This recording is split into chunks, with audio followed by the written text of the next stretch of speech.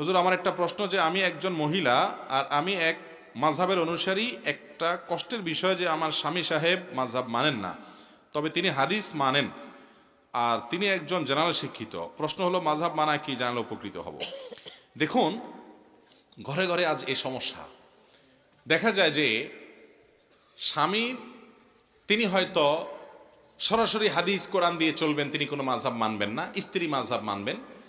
আবার দেখা যায় এর উল্টা, স্ত্রী হয়তো মাযহাব মানবেন না, হাদিস কোরআন থেকে ডাইরেক্ট তিনি আমল করবেন, আর স্বামী হয়তো কোনো মাযহাবের অনুসরণ করেন। এটা নিয়ে স্বামী স্ত্রীর মধ্যে কামড়াকামড়ি, গন্ডগোল, ফাসাদ হয়, এমনকি বিবাহ বিচ্ছেদ পর্যন্ত হয়। এরকম ঘটনা অহরহ দেখা যায়। ভাইরা আমার, এটা হয় আমাদের অজ্ঞানতার কারণে, আমাদের সীমালঙ্ঘনের কারণে, আমাদের বাড়াবাড়ি করার কারণে। মনে রাখবেন, চারটি প্রসিদ্ধ মাযহাবের চারটি কোরআন এবং হাদিসের উপরে এগুলোর ফাউন্ডেশন গড়ে উঠেছে, এগুলোর ভিত্তি গড়ে উঠেছে কোরআন এবং হাদিসের উপরে।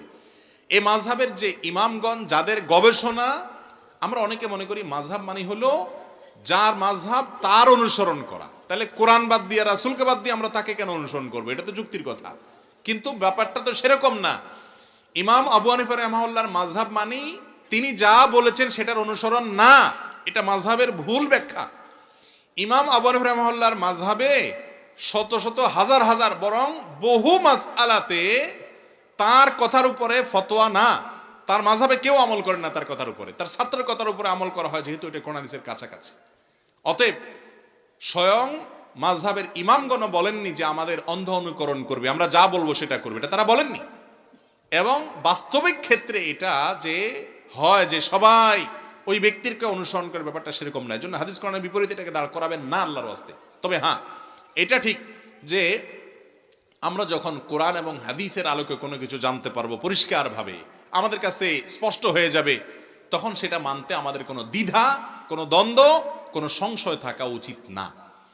এখন স্বামী ধরেন হানাফি মাযহাব মানেন, স্ত্রী হাম্বলি মাযহাব মানেন, কোনো অসুবিধা নেই। ইসলাম এক্ষেত্রে কোনো বিধিনিষেধ আরোপ করে নাই, আপনি কেন গন্ডগোল করবেন? এই গন্ডগোল করা জায়েজ নাই। আর একজন মানুষ কোরআন হাদিস দিয়ে যদি চলতে পারেন নিজে থেকে সবকিছু দিয়ে, আলহামদুলিল্লাহ, ভালো কথা। কিন্তু এটা জানার জন্য, অর্থাৎ এটা করার জন্য বিপুল পরিমাণে হাদিস কোরআনের ইলম থাকা দরকার। এত সহজ না। অনেক বড় বড় ওলামাগণ, শেখ বিন বাজ রহমতুল্লাহ মতো মানুষ নিজেকে হাম্বলি মাযহাবের দিকে নিসবত করতেন। অবশ্য তিনি হাম্বল রাহিমাহুল্লাহর বহু মাসআলা কোরআন হাদিসের আলোকে তার কাছে মনে হয়েছে যে সেটা মারজুহ, তিনি সেটা গ্রহণ করেননি। অতএব এটা নিয়ে আমাদের মধ্যে গন্ডগোল থাকা উচিত না। স্বামী হন আর স্ত্রী হন, আপনি যেই হন না কেন, সালাফি হন, হানাফি হন, যেই হন না কেন, আল্লাহর ওয়াস্তে এই একটা কারণে স্বামী স্ত্রীর মধ্যে কোনো দূরত্ব সৃষ্টি যেন না হয়। হ্যাঁ, মৌলিক কোনো সমস্যা, আকীদাগত বড় বিভ্রান্তি আছে, সেটা ভিন্ন কথা, কিন্তু মাসআলাগত মতপার্থক্যের কারণে নিজেদের মধ্যে গন্ডগোল ফাসাদ করা জায়েজ নাই। স্বামী হন আর স্ত্রী হন, যিনিই করেন, তাহলে বুঝতে হবে এটা তার জ্ঞানের স্বল্পতা। ইসলাম আমাদেরকে এরকম সংকীর্ণ এবং এ ধরনের বিভ্রান্তির পথে যেতে বলেনি। আল্লাহ তাআলা আমাদেরকে হেদায়েত দান করুন।